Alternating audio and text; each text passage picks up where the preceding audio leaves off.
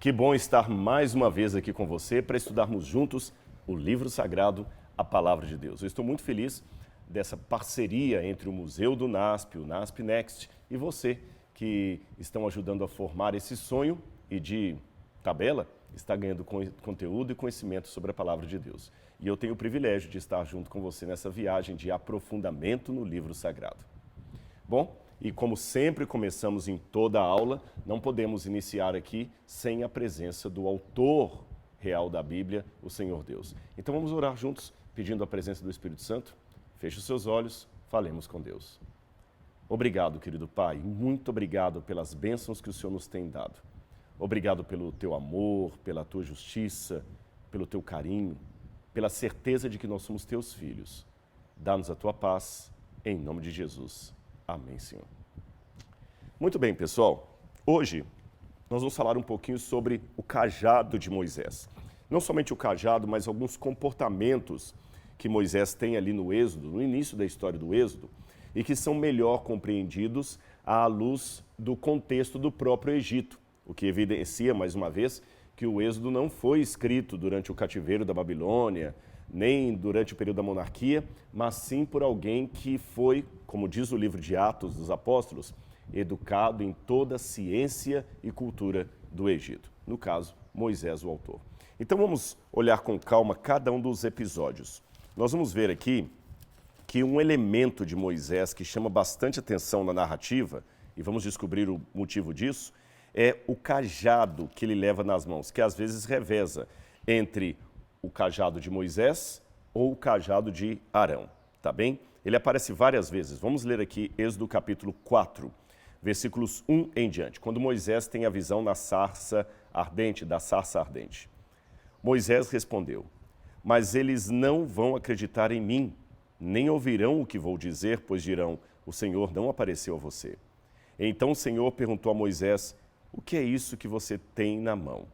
E ele respondeu: um bordão, ou um cajado, segundo algumas traduções da Bíblia.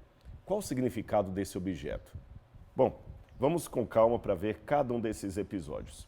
A primeira coisa que nos chama atenção, no contexto maior dessa pergunta de Deus, o que é que você tem na mão, é a visão, a teofania que Moisés experimenta ali no Horebe. Teofania, para quem não saiba, é a aparição de Deus, tá certo? O verbo phánero em grego significa aparecer e theos vem de Deus. Então, teofanias significa o aparecimento de Deus. Às vezes também você pode falar de epifania, que é quando você tem um encontro com um transcendente, um insight especial acima dos padrões humanos. Moisés, você se lembra dos mapas que eu mostrei anteriormente? Moisés estava em Midian, mas essa visão ele teve no Horebe. Eu acho que se eu repetir aqui, eu devo ter o mapa só para a gente poder, mais uma vez, ver isso. Isso aqui são slides que eu já passei para vocês. Nós já estudamos tudo isso aqui, mas eu vou voltar de propósito. Aqui está, olha. Terra de Midian. Aqui foi onde Moisés estava quando ele pastoreava os seus animais, a princípio os animais do seu sogro, Jetro, depois os seus próprios animais. E eu falei que essa parte aqui hoje é a Arábia Saudita. Aqui você tem um dos golfos do Mar Vermelho. O Mar Vermelho pega toda essa parte aqui e ele abre em dois braços, dois canais. O canal que hoje é chamado de Áqaba e o canal de Suez, tá bom? Mas tudo é o Mar Vermelho. Então Moisés fugiu lá do Egito, provavelmente de Heliópolis ou da região, cruzou ali em cima, onde hoje seria o canal de Suez aproximadamente, veio pela península do Sinai até a região da atual Arábia Saudita, onde seria Midian. Por alguma razão, ele cruzou e veio aqui para o Horebe, sempre levando o seu rebanho, e teve uma visão de Deus. Mas a primeira pergunta que você pode fazer é o seguinte: se Jetro morava aqui, se Moisés morava aqui, por que ele veio com as ovelhas para tão longe aqui para o Sinai? Bom, uma resposta definitiva nós não temos, mas uma possibilidade dela sim. É que naquele tempo, eu já falei isso com vocês, a terra era inóspita e muitas vezes a porção d'água que aparecia aqui era vida. Só que aparecia aquele pequeno oásis, aquela água aqui, mas é sazonal. Essa água aparece durante alguns meses, depois ela some. Então os pastores de ovelha, as tribos nômades, os povos do deserto, e até hoje com os beduínos o comportamento é o mesmo, ele tem que sair dali, ele é obrigado a sair, acabou a água, e procurar um novo lugar onde a água exista. E quando ele encontra esse lugar onde a água exista, ele fica ali até aquela água acabar. Quando a água acaba, ele vai para um outro lugar onde tem a água. E assim é a vida no deserto. Por isso que muitos desses grupos, até hoje, como eu falei com vocês, de beduínos, são obrigados a serem nômades, porque eles vão sempre perseguindo o veio da água. Onde a água aparece, eles vão. E é claro, eles, depois de tantos séculos morando no deserto, e a tradição sendo passada de pai para filho, eles já adquirem uma espécie de expertise, digamos assim, de saber onde a água está e aonde ela vai aparecer em seguida. E eles rumam para lá com seus animais.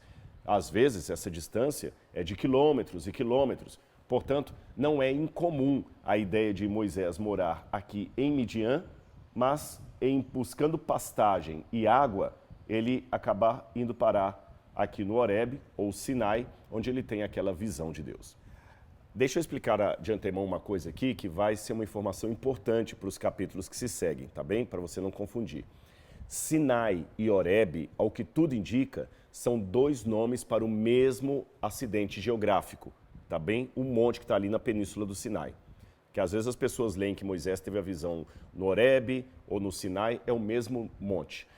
Nomes duplos para a mesma região, para o mesmo acidente geográfico, não são incomuns na Bíblia. Por exemplo, o Lago de Tiberíades, ou Mar de Tiberíades, também é chamado de Mar da Galileia. O Monte Nebo também é chamado de Pisga. Então não é incomum para a cultura da época dois nomes para o mesmo lugar, para o mesmo acidente geográfico. Tá certo até aí? Agora você pode perguntar, mas espera aí, Rodrigo, o Monte Sinai não é onde Deus deu os 10 mandamentos? Sim, você está correto. Moisés, quando estava com as suas ovelhas, ou as ovelhas de Jetro, ali no Horebe, naquele lugar, Deus apareceu para ele numa sarça ardente, tá certo? Naquele lugar. E Deus o chamou para ir ao Egito. Naquele mesmo lugar, no futuro, o povo de Israel se assentaria, Moisés subiria ao topo do monte e lá receberia os 10 mandamentos. Ou seja, Moisés teve a visão, o chamado de Deus no mesmo lugar onde no futuro Deus entregaria a tábua dos 10 mandamentos e faria uma aliança com seu povo. Vamos então agora voltar para entender essa visão de Moisés no deserto. Então agora eu vou sair do mapa, vou adiantar alguns slides que nós já passamos, apenas para ficar claro para você, né? Eu repeti aqui de propósito. E nós vamos, então, justamente ao momento em que Moisés tem a visão de Deus. Êxodo capítulo 3. Vamos ver com calma. Êxodo capítulo 3. Assim diz a Bíblia. Moisés apacentava o rebanho de Jetro, seu sogro, sacerdote de Midian. Eu já falei isso, né? E levando o rebanho para o lado oeste do deserto, então você vê, ele levou o rebanho para o lado oeste. Lembra que ele estava do lado leste em Midian. Lembra o mapa? Ele estava no lado leste. Então levou o rebanho para o lado oeste, depois do Golfo de Acaba, ali na Península do Sinai. Exatamente como o mapa diz. Ele chegou ao Horebe, o monte de Deus. É interessante o Horebe ser chamado o monte de Deus, e é interessante que algumas vezes também no Pentateuco, Deus é chamado de El Shaddai. Essa palavra El Shaddai, que é um dos títulos pelos quais Deus se revela aos patriarcas, ela é traduzida às vezes na Bíblia como o Deus Todo-Poderoso, o que não está errado, tá certo? Mas alguns hebraístas, isto é, estudiosos do idioma hebraico, acreditam que talvez o melhor seria traduzir El Shaddai como o Senhor das montanhas, porque a palavra Shaddai é uma palavra que ainda é uma incógnita, qual a etimologia dela, a origem dela. Mas existe o termo cognato Shadu, que significa montanha. Então alguns pensam que El Shaddai seria a rigor o Deus da montanha ou das montanhas. E como a montanha na Bíblia sempre é símbolo da presença de Deus, isso começa a fazer sentido. Por exemplo, os 10 mandamentos Deus deu no alto de uma montanha. O jardim do Éden, tudo indica que foi plantado, fala justamente a região do Éden, mas parece que o Éden estava num monte. Quando tem aquele poema descrevendo a arrogância de Satanás, diz assim: eu me assentarei no monte da congregação. Uma pergunta retórica também que o profeta faz é: quem habitará no santo monte do Senhor? Quando você vai para o Salmo 121, é dito: eleva os meus olhos para os montes, de onde me virá o socorro? Daniel, capítulo 2, quando mostra a imagem do sonho de Nabucodonosor, feita de vários metais, no final uma pedra, que representa o reino de Deus, quebra toda a estátua. E esta pedra, segundo o livro de Daniel, ela é cortada de uma montanha, sem auxílio de mãos.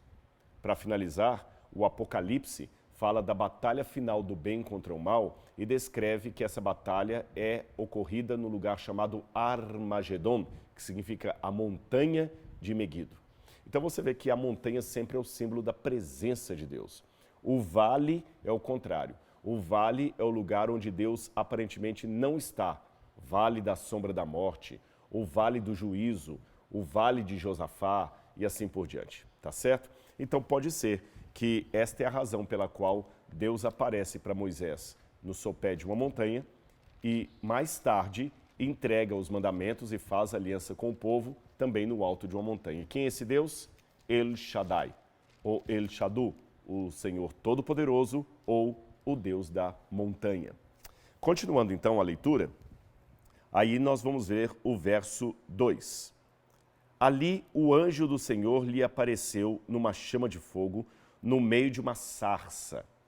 A sarça, só para que você tenha uma noção, é um arbusto muito típico ali da Península do Sinai. Nós vemos muito a sarça ali. Quando eu estou guiando grupos pelo Oriente Médio, a gente passa de ônibus, a gente sempre vê a sarça.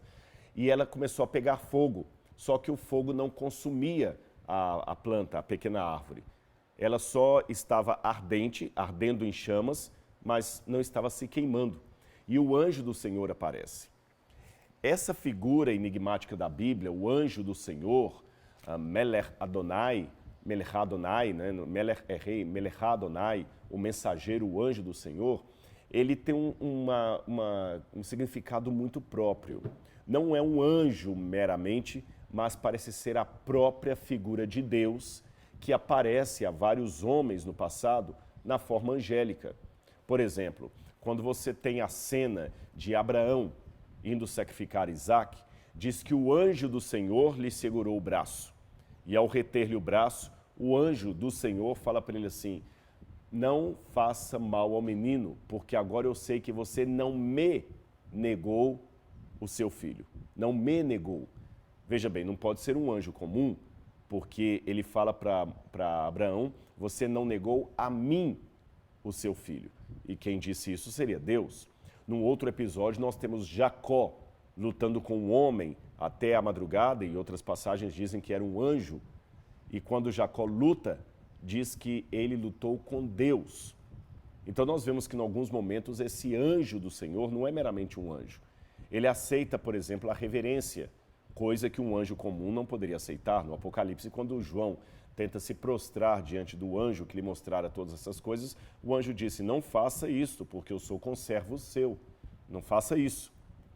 Então esse anjo do Senhor parece ser uma forma angélica que o próprio Deus se manifestava perante os seus filhos. Isto não significa que Deus seja um anjo, não. É uma forma do divino se apresentar, tá certo? E aqui para Moisés não foi diferente. Ele se apresenta como o anjo do Senhor. Contudo, confirmando que não é um anjo qualquer, veja a sequência do diálogo.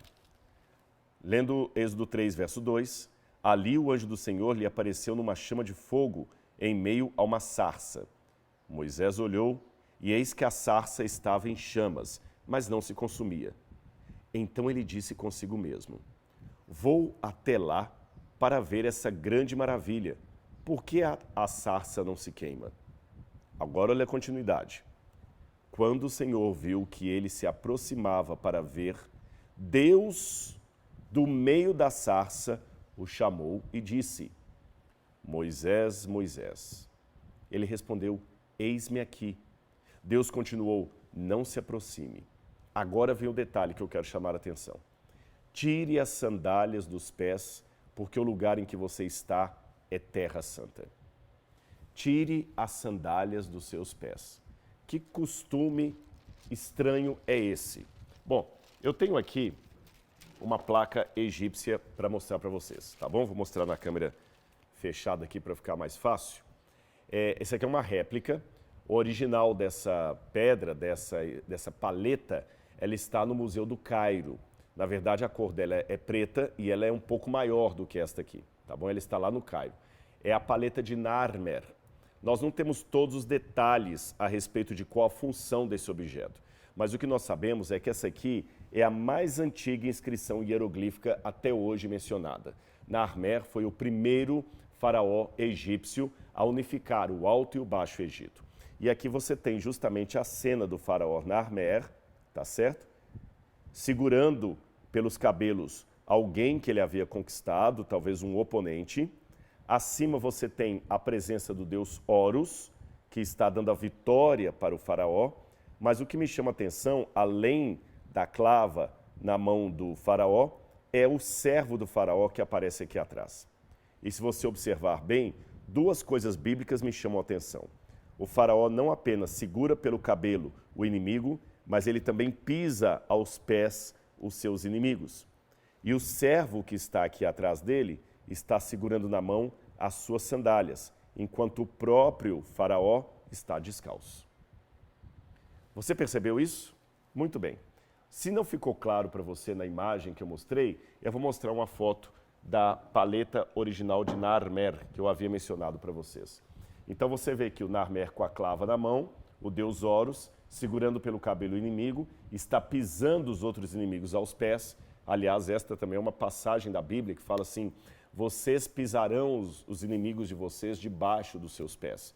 No Gênesis, capítulo 3, versículo 15, quando há a promessa de Deus sobre o Redentor, fala da inimizade entre a descendência da serpente e o descendente da mulher.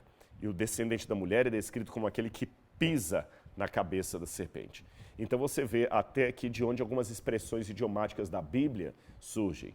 Pisar os inimigos significa vencê-los. Pisar os inimigos, vencê-los. Mas o que me chama mais atenção aqui para o capítulo 3 de Êxodo é essa cena do servo de Narmer segurando-lhe as sandálias, enquanto o próprio faraó vence os inimigos descalço. Qual é a razão disso? Bom, de acordo com uma tese doutoral feita pela professora Amy Calvert, quando sandálias não são usadas, ela diz o seguinte: sandálias normalmente não são usadas quando há uma descrição da presença divina, especialmente quando Deus é apresentado como dando algo ao rei. Isto na cultura egípcia faraônica. Talvez Moisés até pensou que ele havia morrido, que estava vendo um próprio Deus com os próprios olhos.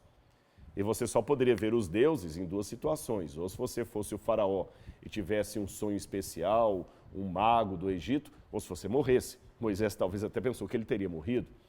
Agora, de acordo com a cultura egípcia, quando você está diante de uma divindade, especialmente se a divindade está dando algo a você, você tem que tirar os sapatos. Tá certo? Não é só na paleta de Narmer. Eu visitei também algumas tumbas egípcias lá, algumas salões funerários, onde eles escrevem na parede muita coisa do defunto. E muitas vezes a gente vê, de fato, aquele falecido em pé diante da divindade e sem sapatos, sem sandálias. Aí você entende por que apenas duas vezes na Bíblia, aqui com Moisés e posteriormente com Josué, é dada a ordem de tirar as sandálias porque o terreno é sagrado. Ou, em outras palavras, você está diante de uma divindade. Que isto não era uma doutrina bíblica, está claro, porque não há depois nenhuma passagem, nenhum mandamento, nenhuma admoestação ou conselho de qualquer parte da Bíblia que nós devamos tirar os sapatos quando entrarmos na presença de Deus. Não há isto.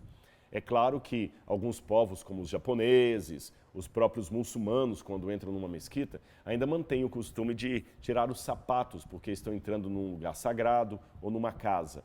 Mas, via de regra, na cultura cristã ou na cultura hebraica e cristã, nós não temos esse costume. Judeus não tiram sapatos para entrar em sinagogas, cristãos não tiram sapatos na hora de orar ou de entrar numa igreja. E de fato, como eu falei, não há nada na Bíblia que obrigue a isso. Mas por que nesses dois episódios de Moisés e Josué, Deus ordenou que tirassem os sapatos? Simples, porque Moisés havia sido educado na cultura do Egito. Então Deus falou de uma forma que ele pudesse entender. Não que Deus estava subscrevendo qualquer doutrina pagã egípcia, não se trata disso. Mas como Moisés estava com aquilo na cabeça, o modo que aquele espírito tinha de mostrar para Moisés que era o próprio Deus que estava falando com ele, era ordenando-lhe a tirar os sapatos. Se Deus não falasse com Moisés para tirar os sapatos, Moisés poderia pensar que aquela voz ali na sarça ardente era apenas um espírito do deserto, um demônio ou um gênio. Aliás, até hoje é interessante, os beduínos acreditam muito em gênios, espíritos do deserto. Sabe aquela questão do Aladim, do gênio, da lâmpada? Existe essa crença entre pessoas que vivem no deserto. Eu me lembro uma vez, vou até contar para vocês essa anedota, mas ela é verdadeira. Eu tenho até a fotografia no meu celular para provar. Eu estava com um grupo, a gente estava subindo o Sinai, e uns 3 ou 4, estávamos uns 3 ou 4 pessoas, de madrugada. E eles pediram ao beduíno para tirar uma foto deles. O beduíno tirou. Só que quando o beduíno tirou a foto com o celular, ele virou o celular, tirou a foto das pessoas. Quando ele olhou, ele ficou assustado, porque no fundo da foto saiu uma névoazinha branca. Isso acontece com fotos, não é incomum, às vezes é uma questão da lente, você sabe disso, às vezes você tira a foto e sai uma névoa branca. Gente, o beduíno se recusou a continuar subindo, ele ficou desesperado, eu vi o homem em pânico, porque ele julgou que o que ele tinha fotografado atrás dos turistas era um gênio, um espírito do deserto. E ele ficou com tanto medo que ele tremia. E foi um parto para convencer aquele beduíno a continuar subindo com a gente até o deserto. Um beduíno, até o topo do monte. Um beduíno que faz aquilo todos os dias, sem pestanejar. Mas ali ele ficou apavorado. Então, milênios atrás, esse mito, esse costume, essa lenda já acontecia. Moisés podia pensar que ali era apenas um gênio falando com ele. Não, era o próprio Deus. Daí a ordem, tire as sandálias porque a terra é santa. Agora, na continuação desse diálogo com a divindade que aparece ali, tem uma pergunta também que Moisés faz e que ela tem um sentido especial. Vamos ler agora o capítulo 3, versículo 13. Moisés pergunta assim: Disse Moisés para Deus: Eis que quando eu falar com os filhos de Israel e lhes disser, o Deus de seus pais me enviou a vocês, eles vão perguntar, qual é o nome dele? E o que eu lhes direi? Você nota que, num primeiro momento, Moisés parece não saber o nome de Deus. Em segundo lugar, me chama a atenção que Moisés já adianta que a primeira pergunta que o povo vai fazer é, qual é o nome dele? Será que eles não sabiam? E em terceiro lugar, você vê que, num primeiro momento, Deus se recusa a dar o nome a Moisés. Ele até no futuro vai falar, pouco tempo depois ele vai falar, o nome dele é o tetragrama sagrado, Yahweh. Mas, num primeiro momento, Deus parece que não quer falar o nome dele. Olha o que acontece aqui. Vou ler de novo o verso 13. Moisés disse para Deus, eis que quando eu for falar com os filhos de Israel e lhes disser, o Deus de seus pais me enviou a vocês, eles vão me perguntar, qual é o nome dele? E o que eu lhes direi? Deus disse a Moisés, eu sou o que sou. Dize mais, você assim dirá aos filhos de Israel, eu sou, me enviou a vocês. Percebeu? Por que Deus não falou de cara, não, meu nome é Yahweh, pode falar, sou Yahweh. Não, ele parece que, ele titubeia, não, fala que eu sou o que sou.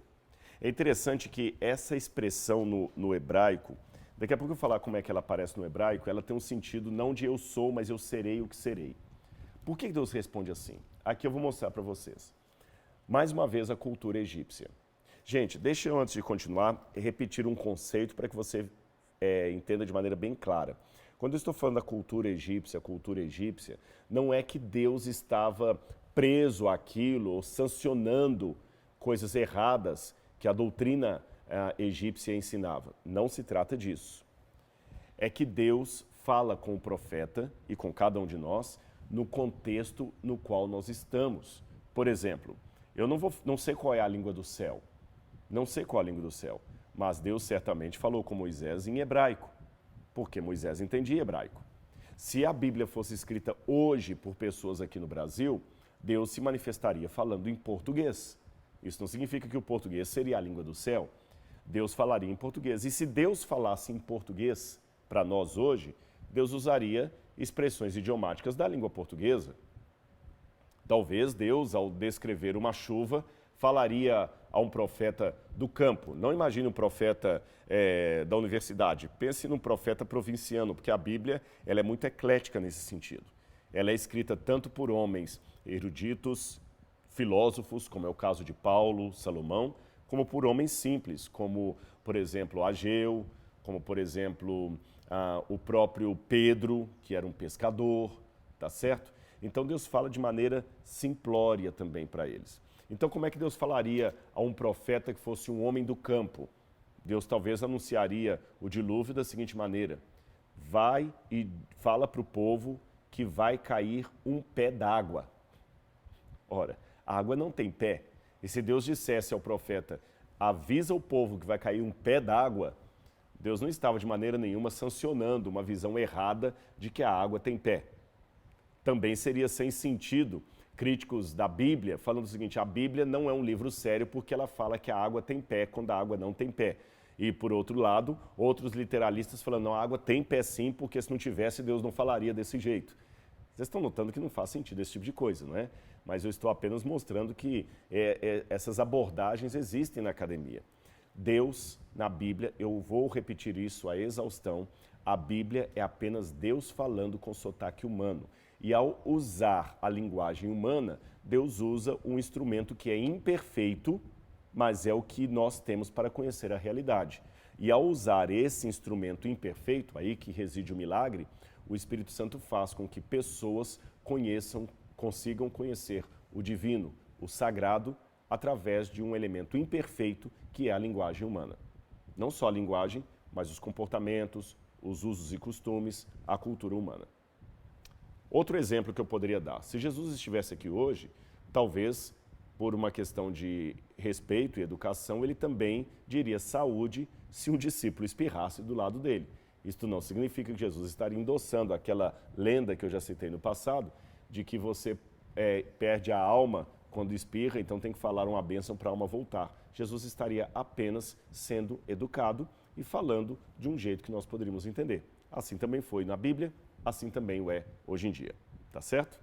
Então, voltando ao que eu estava falando, você viu, no início, Deus teve que mostrar para Moisés que quem estava falando com ele não era um espírito, não era um gênio do deserto, nem um demônio do deserto, mas era Deus. Daí a ordem, tira as sandálias. Agora, por que o pessoal iria de cara perguntar qual o nome desse Deus? E por que Deus se recusa, num primeiro momento, a dizer o nome dele? Não, diga apenas que o eu sou enviou você. A resposta está aqui. Vocês estão vendo aqui no quadro dois elementos, tá bom? Essa cobra Naja que você está vendo aqui é a deusa Renenutet. Renenutet era a deusa responsável por proteger o nome secreto de cada pessoa. Como assim nome secreto? É que quando os egípcios nasciam, eles recebiam um nome secreto que era guardado a 7 chaves, porque eles acreditavam que se alguém conhecesse o seu verdadeiro nome, essa pessoa teria poderes mágicos sobre você, poderia manipular você. Sabe aquela ideia do voodoo, que as pessoas acreditavam que se você ficar espetando o bonequinho do voodoo, o outro também recebe os espetos? No Egito Antigo, eles também acreditavam que se você soubesse o nome verdadeiro da pessoa, aquele nome que ficava escondido a 7 chaves, protegido pela divindade, se você soubesse o nome daquela pessoa, você teria poderes mágicos sobre ela. E isto valia também para os deuses. Tanto é que as divindades protegiam o seu nome pessoal. De acordo com a cultura egípcia, conhecer o nome real da divindade e pronunciá-lo é ter controle sobre ela. E cada egípcio tinha um nome secreto, como eu falei, tá bom? Esse bonequinho aqui é um texto de execração, onde eles colocavam o nome dos inimigos, quebravam o boneco e o enterravam, para que ninguém mais falasse sobre isso. Agora, vejam o porquê Deus segurou o nome dele. Ele não queria permitir que os hebreus tivessem uma ideia errônea de que pudessem manipular essa divindade.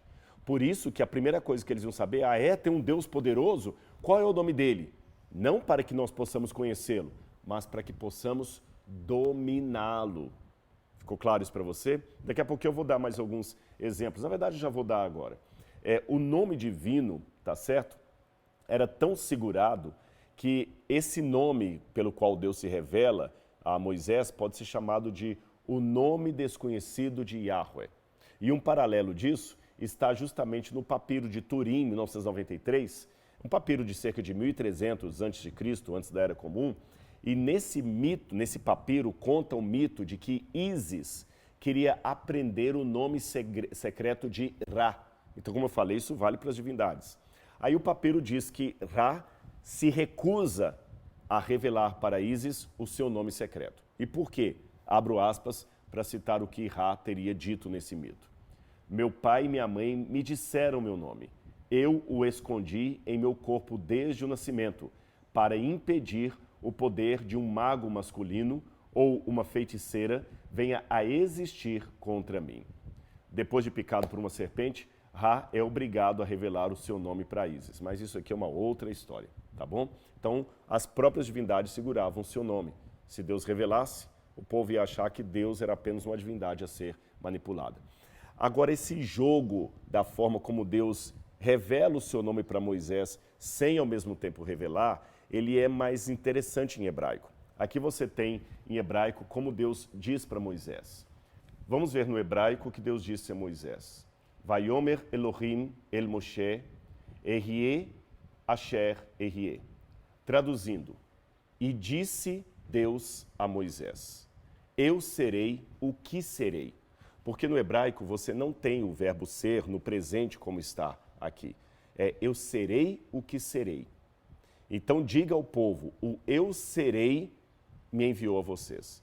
A ideia disso, que talvez seria até a forma etimológica, segundo alguns hebraístas, do nome Yahweh, em hebraico, do tetragrama sagrado, aquele que sempre é a ideia de um Deus ativo, de um Deus que está sempre em ação, um Deus que está sempre se movendo em relação ao seu povo. Quando você vai ao Apocalipse, é interessante que Cristo é descrito nas mesmas palavras.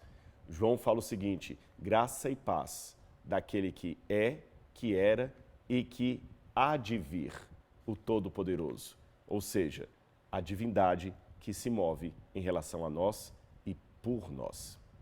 Bom, o nosso horário hoje já está acabando, nós já falamos muita coisa aqui, mas semana que vem nós temos um novo encontro aqui para continuarmos estudando a Palavra de Deus, tá bom? Vamos continuar sabendo mais da cultura egípcia para entender o comportamento de Moisés. Um grande abraço e até lá.